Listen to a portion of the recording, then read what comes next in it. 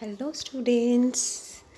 Today we will study about the human brain, which is the part of your chapter number 7, that is the control and coordination. As we were discussing in the previous video that what is the control and coordination, what is the nervous system in the animals, what is the structure of neuron, and what is an reflex action. Students, we have already discussed about these concepts in the previous video. So today now we will discuss about your human brain. So let's start. The human brain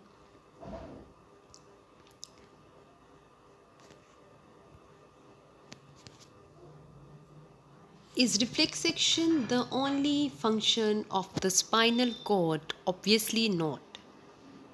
कि जो reflex section है बेटा only spinal cord का function है?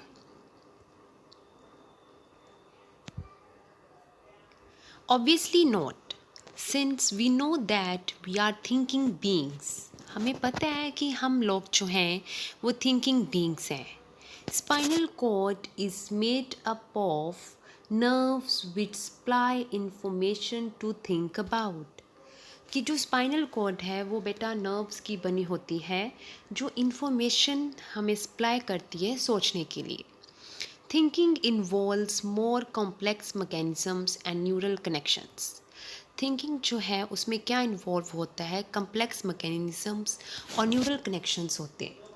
These are concentrated in the brain. ये कहाँ पे concentrated होते हैं? ब्रेन में, which is the main coordinating centre of the body. ये जो हमारी थिंकिंग इन्वॉल्व होती है कहाँ पे इन्वॉल्व होती है? हमारे ब्रेन में, जो कि ब्रेन हमारा पूरी बॉडी का कोऑर्डिनेटिंग सेंटर है. The brain and spinal cord constitute the central nervous system. हमारा जो ब्रेन है प्लस स्पाइनल कॉर्ड, ये दोनों मिलके क्या बनाते हैं? हमारा central nervous system. They receive information from all parts of the body and integrate it. जो सेंट्रल नर्वस सिस्टम है वो क्या करते हैं? पूरे बॉडी पार्ट से इंफॉर्मेशन को रिसीव करते हैं और उनको इंटीग्रेट करता है. We also think about our actions. हम अपने एक्शंस के बारे में भी सोचते हैं. Writing, talking, moving a chair, clapping at the end of program are examples of voluntary actions. Voluntary actions we already have discussed in the previous video that voluntary actions are those actions which are worked according to our will. जो कि हमारे will power के according काम करते हैं उनको हम बोलते हैं वॉलंटरी एक्शंस. अब राइटिंग हो गया, टॉकिंग, मूविंग अ चेयर और clapping, all these are the examples of voluntary actions which are based on deciding what to do next. ये किसके बेस के ऊपर है कि हमने अब नेक्स्ट क्या करना है. So the brain also has to send message to muscles. अब ब्रेन को क्या करना होता है कि मैसेज जो है वो मसल्स को सेंड करना होता है. This is the second way in which the nervous system communicates with the muscle. ये नर्वस सिस्टम का सेकेंड वे है जिसमें ये मसल्स के साथ कम्युनिकेट करता है. The communication between the central nervous system and the other parts of the body is facilitated by peripheral nervous system. अब जो हमारा सेंट्रल नर्वस सिस्टम है, ओके, सेंट्रल नर्वस सिस्टम जो है और बॉडी के अदर जो बॉडी पार्ट्स हैं, ये जो बॉडी पार्ट्स हैं ये सारे जो हैं फैसिलिटेट होते हैं किससे? Peripheral nervous system.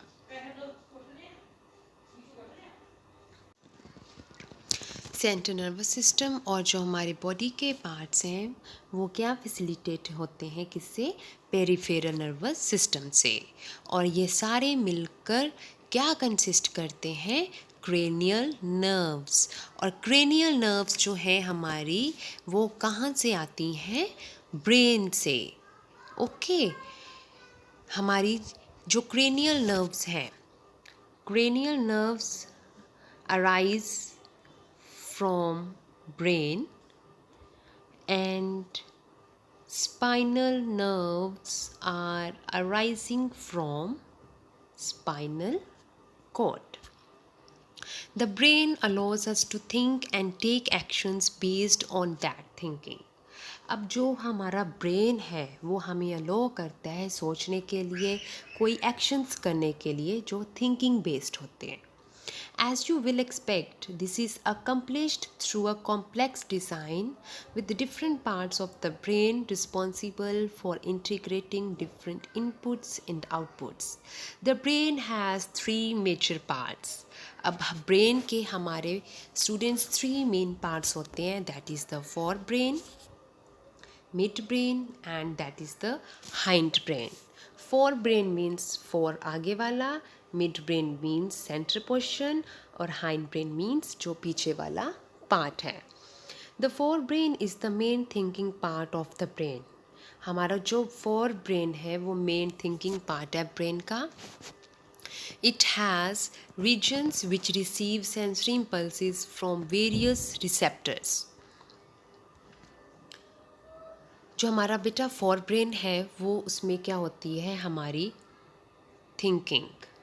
Fore brain में हमारी थिंकिंग प्रोसेस होती है. ओके और ये क्या रिसीव करते हैं सेंसरी इम्पल्सेस अलग अलग रिसेप्टर से. Separate areas of the fore brain are specialised. हमारे जो फोर ब्रेन है, हमारा जो फ्रंट पोर्शन है ब्रेन का, वो किसके लिए स्पेशलाइज्ड होता है? हेयरिंग सुनने के लिए, स्मेलिंग के लिए, साइट देखने के लिए, okay, and etc. So there are separate areas of association where the sensory information is interpreted by putting it together with information from other receptors as well as the information that is already stored in the brain. अब जो हमारा brain है, fore brain है, वो अलग अलग areas इसमें आ जाते हैं. जैसे हम कुछ सुनते हैं, देखते हैं और स्मेल करते हैं. ये सारी चीज़ें जो है हमारे किस पोर्शन में आ जाती है? हमारे फोर ब्रेन में. Based on all these a decision is made about how to respond and the information is passed on to the motor areas which control the movement of voluntary muscles. All this a decision is made. ये सारे जो हमारे decisions होते हैं how to respond कि कैसे हमने किसी चीज़ के लिए रिस्पॉन्स करना है और कैसे ये जो इन्फॉर्मेशन है होती है पास होती है हमारे मोटर एरियाज में जो कंट्रोल करते हैं वॉलंटरी मसल्स की मूवमेंट को. सपोज हम एग्जांपल ले लेते हैं हमारी जो लेग मसल्स हैं. However, certain sensations are distinct from seeing or hearing. Certain sensations जो बेटा हमारी होती हैं जैसे देखना और सुनना है. For example, how do we know that we have eaten enough? अब हमें कैसे पता चलता है कि हमने enough खा लिया है? The sensation of feeling full is because of center associated with hunger, which is in a separate part of the forebrain. अब हमें जो सेंसेशन आ जाती है कि हमारा पेट फुल हो गया है, वो क्यों होता है? Centre associated with hunger. ये जो सेंटर पोर्शन है वो किसके साथ एसोसिएट होता है? हंगर के साथ.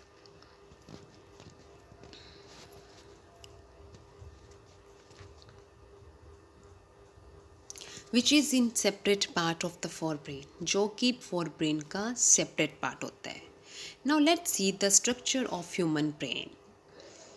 Here we have a forebrain portion. We can see this is a forebrain. You can see here, okay, and this is a cerebrum. Okay, it's a cranium. Cranium means skull, जिसको हम हमारी खोपड़ी बोलते हैं. This is the midbrain. Okay, then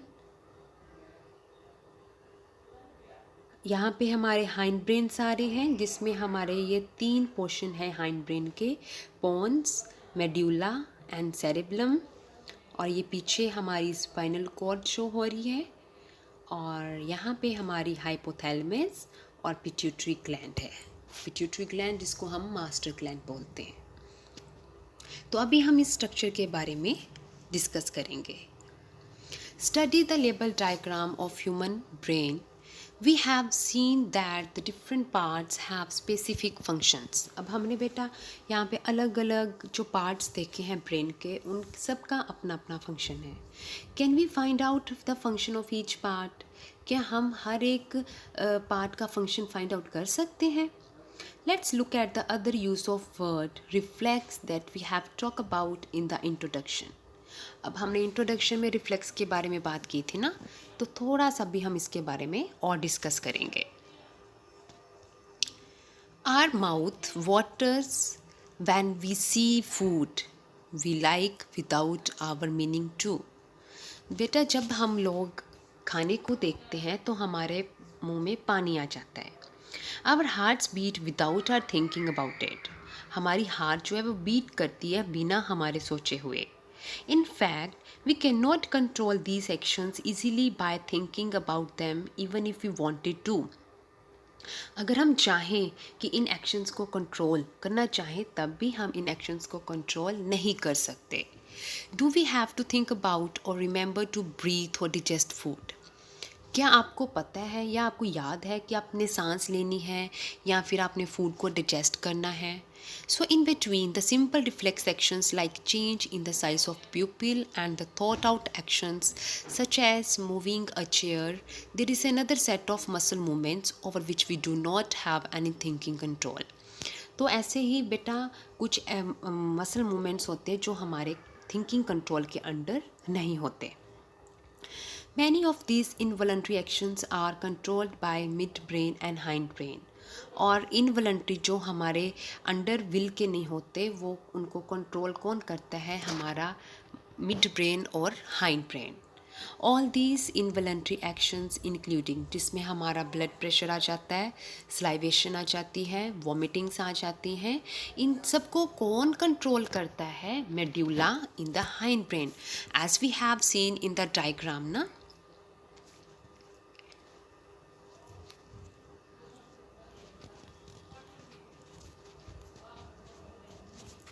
Yes, its structure is here.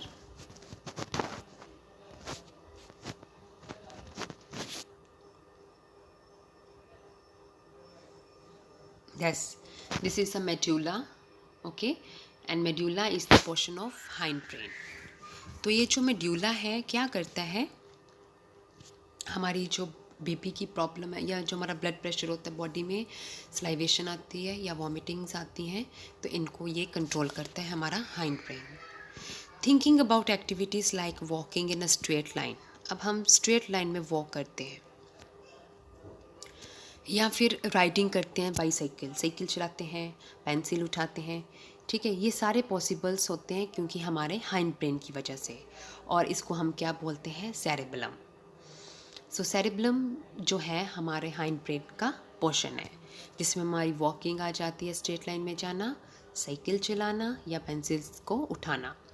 It is responsible for precision of voluntary actions and maintaining the posture and balance of the body. Imagine what would happen if each of these events failed to take place if we were not thinking about it. सोचिए, imagine कीजिए, अगर इनमें से कोई भी event जो है वो काम करना बंद कर दे या फेल हो जाए तो क्या होगा? Next our topic is how are these tissues protected. अब जो हमारा ब्रेन है या ब्रेन के अंदर इतने पार्ट्स जो अभी हमने पढ़े हैं, ये कैसे प्रोटेक्ट होते हैं? A delicate organ like brain, which is so important for a variety of activities, needs to be carefully protected. अब जो हमारा ब्रेन का एक बहुत नाजुक ऑर्गन जो है, ब्रेन जो है हमारा, जो बहुत सारी एक्टिविटीज़ को करता है, उसको केयरफुली प्रोटेक्ट करना ज़रूरी है। For this, the body is designed so that the brain sits inside a bony box. इसके इसके लिए जो हमारी बॉडी है वो ऐसे एक स्ट्रक्चर की डिज़ाइन होती है कि हमारा जो ब्रेन है एक बोनी बॉक्स के अंदर होता है। जैसे ये बीच में हमारा ब्रेन है और ये जो बाहर पोर्शन है इसको हम बोलते हैं बोनी बॉक्स। बोनी बॉक्स मीन्स जो बोन्स का बना होता है और इस बॉक्स के अंदर ब्रेन होता है और इस ब्रेन के बीच में एक फ्लूइड फिल होता है, फ्लूइड फिल्ड बलून होता है जो क्या प्रोवाइड करता है, शॉक एब्सॉर्प्शन, कि कोई झटका ना हमें लगे। If you run your hand down the middle of your back, जब आप अपनी बैक पे मिडल करके अपने हाथ को नीचे नीचे मिडल के रन करते हो, you feel a hard bumpy structure. तो आपको यहाँ पे आपके बैक पे आपको एक हार्ड बम्पी स्ट्रक्चर फील होता है। This is the vertebral column और backbone which protects the spinal cord. Then, how does the nervous tissue cause action? अब जो हमारा नर्वस टिश्यू है वो कैसे काम करता है? So far we have been talking about nervous tissue and how it collects information, sends it around the body. हम बात कर रहे थे नर्वस टिश्यू की कि ये कैसे इन्फॉर्मेशन कलेक्ट करता है, कैसे बॉडी को सेंड करता है, कैसे इन्फॉर्मेशन को प्रोसेस करता है और डिसीजंस जो हैं वो इन्फॉर्मेशन बेस्ड बनाता है, और कैसे ये जो सारे डिसीजंस हैं मसल्स को एक्शन के लिए कन्वे करता है। In other words, when the action और movement is to be performed, muscle tissue will do the final job. जब भी हमारे एक्शंस जो मूवमेंट काम करती हैं तो उनको फाइनल जॉब जो उनका काम किनका होता है, हमारे मसल्स टिश्यू का। How do animals muscle move? Animals की जो मसल्स होती हैं वो कैसे मूव करती हैं? When a nerve impulse reaches the muscle, जब हमारी नर्व इम्पल्स है, जब हमारी मसल्स तक पहुंचती हैं, the muscle fibre must move, तो मसल फाइबर जो है वो मूव करती हैं। How does a muscle cell move? अब मसल सेल कैसे मूव करते हैं? The simplest notion of movement at the cellular level is that muscle cells will move by changing the shape. Muscle cells जो हैं वो कैसे मूव करते हैं? अपनी शेप को चेंज करके। सिंपलेस्ट जो मोशन है, मूवमेंट क्या है सेलुलर्स की? ओनली अपनी शेप को चेंज करना, ताकि सो दे शॉर्टन, ताकि वो शॉर्ट हो सके। So the next question is how do muscle cells change their shape? अब वो मसल सेल्स जो हैं अपनी शेप कैसे चेंज करते हैं? The answer must lie in the chemistry of cellular components. Muscle cells have special proteins that change both their shapes and their arrangement in the cell in response to nervous electrical impulses. Muscle cells में students कुछ special proteins होते हैं जो अपनी shape और अपनी arrangement को change कर लेते हैं। When this happens, new arrangements of these proteins give the muscle cells a shorter form. जब ये ऐसे होता है तो नई अरेंजमेंट्स जो होती हैं प्रोटीन की वो मसल सेल को शॉर्ट फॉर्म दे देती हैं। Remember when we talk about muscle tissue in class 9th, there were different kinds of muscles such as voluntary muscles and involuntary muscles. Based on what we have discussed so far, what do you think about the differences between these would be? Now here we have some questions on the concept based, that is what is the difference between reflex action and walking? What happens at the synapse between two neurons? Which part of the brain maintains posture and equilibrium of the body? How do we detect a smell of an agarbatti? And what is the role of the brain in reflex action? Here we have given 5 questions on the concept based. Students, you have to solve you have to find the questions of these answers of these questions. If you have any problem to find the answer, then you can comment and you can ask if you have any query, any problem. Okay, now our next topic is coordination in plants. Students, अब तक हमने किया है कि कैसे जो coordination है animals में होता है, कि कैसे नर्वस सिस्टम जो है, सेंट्रल नर्वस सिस्टम है, पेरिफेरल नर्वस सिस्टम है, स्पाइनल कॉर्ड है, ये सारे कैसे अपना अपना काम करते हैं। और ह्यूमन ब्रेन के बारे में हमने पढ़ा है कि ह्यूमन जो है, ह्यूमन का जो ब्रेन है वो कैसे मैसेज को कन्वे करता है, कैसे इन्फॉर्मेशन इकट्ठी करता है, क्या मसल्स कैसे काम करती हैं। Now we will talk about coordination in plants. अब plants में coordination कैसे होता है? Animals have a nervous system for controlling and coordinating the activities of the body.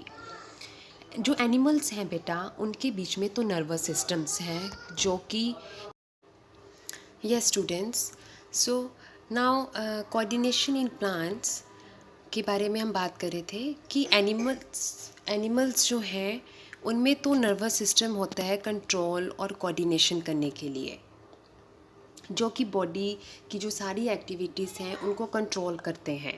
But plants have neither nervous system nor muscles. लेकिन students, plants में तो ना nervous system है और ना ही मसल्स हैं। So how do they respond to stimuli? तो फिर वो स्टिमुलाई को कैसे रिस्पॉन्स करते हैं? When we touch the leaves of a chuimui, the sensitive or touch me not plant of the mimosa family. जब हम छुईमुई के पौधे को, उसके लीव्स को टच करते हैं, they begin to fold up and droop. वो फोल्ड होना शुरू हो जाते हैं और ड्रूप कर जाते हैं, मीन्स गिर जाते हैं। When a seed germinates, जब सीड जर्मिनेट करता है, द रूट गोज डाउन, उनकी जड़ें जो हैं वो नीचे चली जाती हैं। The stems come up in the air, और जो स्टेम है वो कहाँ आ जाती है? हवा में। When a seed germinates the root goes down, the stem comes up into the air, और जो स्टेम है वो ऊपर आ जाती है। What happens? Firstly, the leaves of the sensitive plant move very quickly in response to touch. क्या होता है कि जो सेंसिटिव प्लांट के लीव्स जो हैं वो बड़ी क्विकली जो है रिस्पॉन्स करते हैं जब हम उनको टच करते हैं। There is no growth involved in this movement. इस मूवमेंट में कोई भी ग्रोथ इन्वॉल्व नहीं होती। On the other hand, the directional movement of seedling is caused by growth.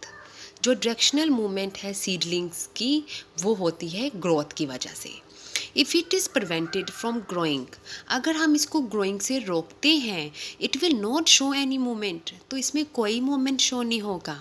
So plants show two different types of movement. इसलिए जो plants हैं उसमें 2 टाइप्स की मूवमेंट्स होती हैं, one dependent on growth and other independent of growth. Now let's talk about immediate response to stimulus. अब वो stimulus को कैसे इमीडिएट रिस्पॉन्स करते हैं? Let's think about the first kind of movement. हमारी पहली मूवमेंट कौन सी थी? First movement was about dependent on growth. Since no growth is involved, the plant must actually move its leaves in response to touch. कोई growth इसमें involve नहीं होती। Plant जो हैं वो एक्चुअली मूव करते हैं जब हम उसको टच करते हैं, उनके लीव्स को। But there is no nervous tissue nor any muscles tissue. लेकिन इसमें कोई नर्वस टिश्यू नहीं है, कोई मसल टिश्यू नहीं है। How does the plant detect the touch and how do the leaves move in response? तो फिर प्लांट्स कैसे जब प्लांट्स को टच किया जाता है तो वो कैसे डिटेक्ट करते हैं? And how do the leaves move in response? तो मूव जब करते हैं तो उनको कैसे लीव्स जो हैं रिस्पॉन्स करते हैं? If you think about where exactly the plant is touched, अगर हम ये सोचें कि प्लांट को एक्चुअल में कहाँ टच किया गया है and what part of the plant actually moves, और कौन सा पार्ट जो है एक्चुअली मूव कर रहा है, it is apparent that movement happens at a point different from the point of touch. Students, अब जब भी आप कभी ये अच्छे से नोटिस करो कि आप किस पार्ट को टच कर रहे हो और कौन सा पार्ट जो है वो फोल्ड हो रहा है या ड्रूप हो रहा है, तो इसमें जो है वो डिफरेंस है। एक्चुअली जिस पार्ट को हम टच करते हैं वो वाला पार्ट जो है उसका जो है वो मूव नहीं करता। Information that touch has occurred must be communicated. इसका मतलब तो ये हुआ कि जो इन्फॉर्मेशन है टच वाली वो कम्युनिकेट कर रही है। The plants also use electrical chemical means to convey this information from cell to cell. इसका मतलब है कि जो हमारे प्लांट्स हैं वो भी इलेक्ट्रिकल केमिकल मीन्स को यूज़ करते हैं ताकि एक सेल से दूसरे सेल तक जो इन्फॉर्मेशन है उनको पहुंच सके। But unlike in animals, there is no specialized tissue in plants for the conduction of information.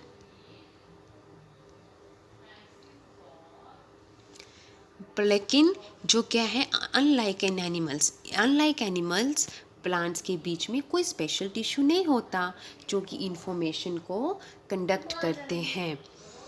Finally again as in animals,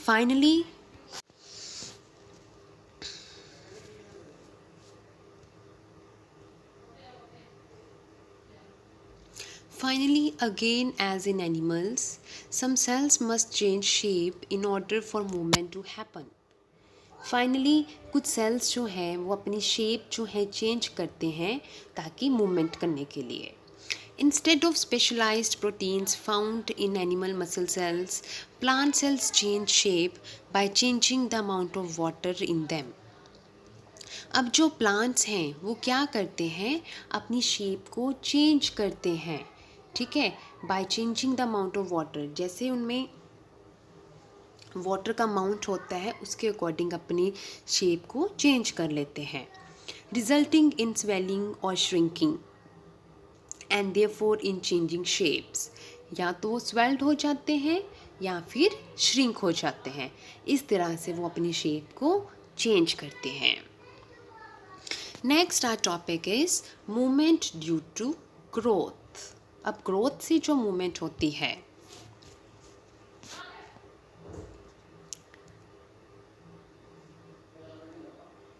some plants like pea plant climb up other plants or fences by means of tendrils. अब कुछ plants होते हैं जैसे मटर का plant है वो climb करता है दूसरे प्लांट्स के ऊपर। These tendrils are sensitive to touch. ये जो टेंड्रिल्स होती हैं ये बहुत सेंसिटिव होती हैं जब हम इनको टच करते हैं। When they come in contact with any spot, the part of the tendril in contact with the object does not grow as rapidly as the part of the tendril away from the object. Students, जब भी जैसे P plant है, जब वो किसी spot के contact में आ जाता है, जो उसका पोर्शन जो है कांटेक्ट में आया होगा वो इतनी जल्दी से ग्रोथ नहीं करेगा जो पोर्शन उसका कांटेक्ट में स्पॉट के कांटेक्ट में नहीं होता। This causes the tendril to circle around the object and thus cling to it. यही वजह है कि जैसे हम कहते हैं कि मनी प्लांट है या कोई भी प्लांट है तो वो किसी ऑब्जेक्ट पे जब उसको करते हैं तो वो उसको कैसे सर्कल कर लेता है, कैसे उसको क्लिंग कर लेता है। यही वजह है कि वहाँ पे जब उसको किसी स्पॉट के हाँ, तो यही कारण है जो कि सर्कल जो है जो टेंड्रिल होती है वो जो है सर्कल कर लेती है around the object and the cling to it. More commonly plants respond to stimuli slowly by growing in a particular direction. Plant जो है रिस्पॉन्स करते हैं स्टिमुलेशन को बहुत स्लोली जब ये किसी पर्टिकुलर डायरेक्शन में ग्रो करते हैं। Because this growth is directional, क्योंकि ये जो ग्रोथ है वो एक डायरेक्शनल होती है.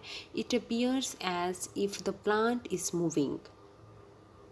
Late us understand this type of movement with the help of an example.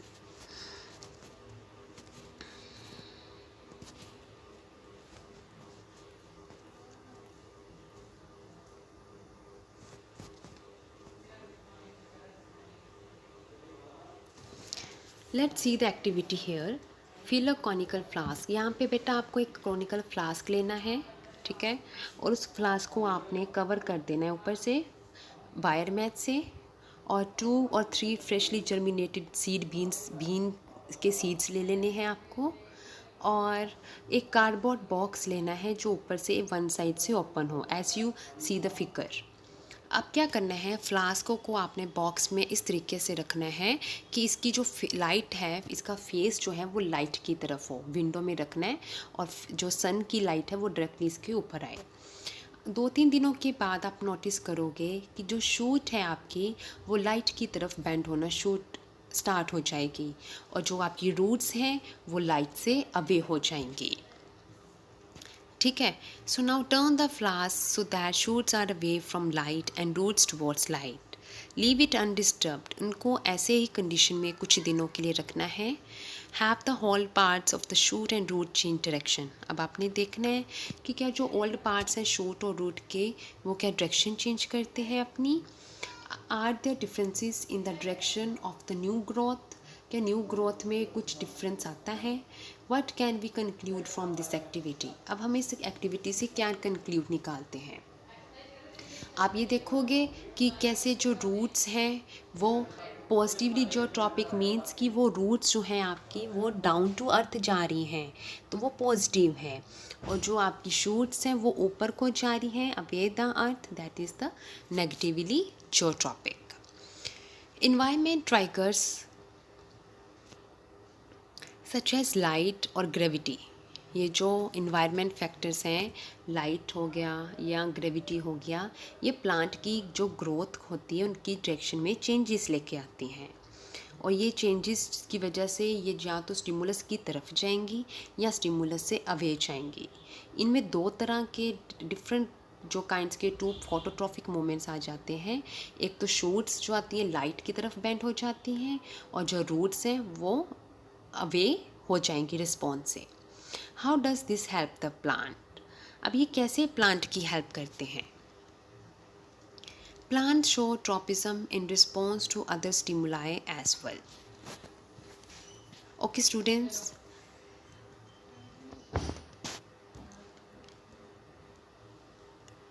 अब हम इसका जो है इतना आज हम इस वीडियो में हम इतना ही आज करेंगे. ओके. और अभी हम पहले अब थोड़ा सा ओवरव्यू में ये डिस्कस करेंगे कि आज हमने क्या स्टडी किया है. Okay. Yes students, now we will discuss very shortly that what we have discussed today. Okay, so students, today we have discussed about the human brain, that is the main coordinating center of the body. कि जो हमारा brain है वो coordinating centre है body का, जो कि सारी इंफॉर्मेशंस जो हैं पूरी बॉडी पार्ट से लेके आता है. ह्यूमन ब्रेन में जो हैं हमारे 2 तरह के जो एक्शंस हैं वो आ जाते हैं. जैसे हमारे वॉलंटरी एक्शंस हैं और इनवॉलंटरी एक्शंस हैं. वॉलंटरी एक्शंस होते हैं जिसमें जो हमारी अकॉर्डिंग टू विल पावर चलते हैं, जैसे सिटिंग हो गया, वॉकिंग हो गया, राइटिंग हो गया, ठीक है, सिंगिंग हो गया. Like these are the examples of voluntary actions. Okay. Involuntary actions होते हैं बेटा जो हमारी विल पावर के अकॉर्डिंग नहीं होते, जैसे हार्ट बीट का चलना, वॉमिट आ जाना, योनी गाना, ठीक है, स्नीजिंग्स आ जाना. तो ये सारी जो है कफिंग हो जाना, these all are the involuntary actions. Now we have discussed about the parts of the brain, कि जो हमारा ब्रेन है उसमें कितने पार्ट्स हैं. तो students, there are 3 parts of the brain. First is the fore brain, mid brain and third is the hind brain. Then जो हमारा फोर ब्रेन है उसमें क्या आ जाता है, हमारा थिंकिंग प्रोसेस। सारा जो हमारा थिंकिंग प्रोसेस है, हम सारा सोचते हैं, जो हम डिसीशंस लेते हैं सारे, वो सारे हमारे जो हैं अंडर फोर ब्रेन के आ जाएंगे। फोर ब्रेन में जैसे बेटा हम कोई भी चीज़ सुनते हैं, हमारा हियरिंग प्रोसेस है, स्मेलिंग का है, या साइट देखने का जो प्रोसेस है, ये सारी प्रोसेसेस जो है हमारे किस में के अंडर आ जाएंगे, फोर ब्रेन के अंडर। उसके बाद हमने डिस्कस किया था मिड ब्रेन के बारे में। मिड ब्रेन जो है बेटा हमारा फोर ब्रेन और हाइंड ब्रेन के बीच में आ जाता है, जिसका काम क्या है, सेंसरी प्रोसेस का, ठीक है, और मोटर का। मीन सेंसेस और मोटर दोनों की इंफॉर्मेशन को कैरी करना, that is the function of mid brain. और जो हाइंड ब्रेन होता है वो क्या आ जाता है हमारा, जिसमें हमारे सारे इनवॉलंटरी एक्शंस आ जाते हैं। इनवॉलंटरी एक्शंस में हमारे जैसे ब्लड प्रेशर आ गया, स्लाइवेशंस किया था हमने, और वॉमिट वगैरह जो आ जाती है, ये सारे जो है हाइंड ब्रेन के पार्ट्स हैं। फिर हमने किया था बेटा कि जो हाइंड ब्रेन है और पिछले हेड के जब पिछले पार्ट को हम टच करते करते नीचे हम आ जाते हैं हमारी नेक के नीचे, तो हम वहाँ पे एक हार्ड स्ट्रक्चर जो है फील करते हैं, जहाँ पे हमारी स्पाइनल कॉर्ड जो है, वर्टिब्रल कॉलम जो है वो स्टार्ट हो जाती है। देन हमारा टॉपिक था हाउ टिश्यूज़ आर प्रोटेक्टेड। ये जो हम ब्रेन के बारे में बात कर रहे हैं, इनके अंदर जो हमारे four brain, mid brain, hind brain, cerebrum, ठीक है, ये जो सारे पार्ट्स हैं, इनको ये कैसे प्रोटेक्ट होते हैं, तो इसके बारे में हमने ये डिस्कस किया है आज कि हमारा जो ब्रेन है वो एक बोनी लाइक स्ट्रक्चर जो है उसके बीच में सिचुएटेड है। बोनी लाइक स्ट्रक्चर मीन्स कि वो एक बोन्स का बना हुआ एक बॉक्स है, जिसके बीच में एक फ्लूइड फिल्ड बलून होता है, और उसके बीच में हमारा जो ब्रेन है वो कवर होता है। फ्लूइड इसमें लिए उसमें फिल होता है बॉक्स में, ताकि जो हमारा ब्रेन है वो किसी भी शॉक से प्रोटेक्ट हो सके, right. Then we having the next topic, coordination in plants. कि प्लांट्स में जो कोऑर्डिनेशन था वो कैसे हुआ करता था बेटा, हमारे एनिमल्स के बीच में, हम ह्यूमन बींग्स के बीच में हमारे अंदर कंट्रोल कोऑर्डिनेशन होता है, हमारे अंदर नर्वस सिस्टम है, ठीक है, लेकिन प्लांट्स के बीच में ऐसा कुछ नहीं है। तो प्लांट्स में कोऑर्डिनेशन कैसे होता है, इनमें कोई ग्रोथ इन्वॉल्व नहीं होती, ठीक है, इनमें कोई ग्रोथ इन्वॉल्व नहीं होती। इनमें मूवमेंट्स जो होती है डायरेक्शंस के अकॉर्डिंग होती है। जैसे हमने एक्टिविटीज़ देखी थी बेटा कि कैसे जो है हमने एक प्लांट को, सीड को जर्मिनेट होते हुए कैसे एक विंडो में रख के उसको एक सनलाइट में रखा था, तो उसकी जो थी प्लांट्स की जो शूट थी वो टुवर्ड्स द सनलाइट गई थी, और रूट्स जो थी अवे द सनलाइट गई थी, ठीक है। तो जो हमने देखी थी रूट्स जो हैं वो पॉजिटिवली जियोट्रॉपिक्स हैं, और जो शूट थी that was the negatively geotropic. Okay, so I hope कि ये जो आज का जो कंसेप्ट था आपको बहुत बहुत अच्छे से समझ में आया होगा। तो अगर बेटा किसी को कोई प्रॉब्लम, किसी को एनी डाउट लगता है इस कंसेप्ट के regarding, then you can write in the comment box and you can ask if you have any question, any query regarding this topic. Okay.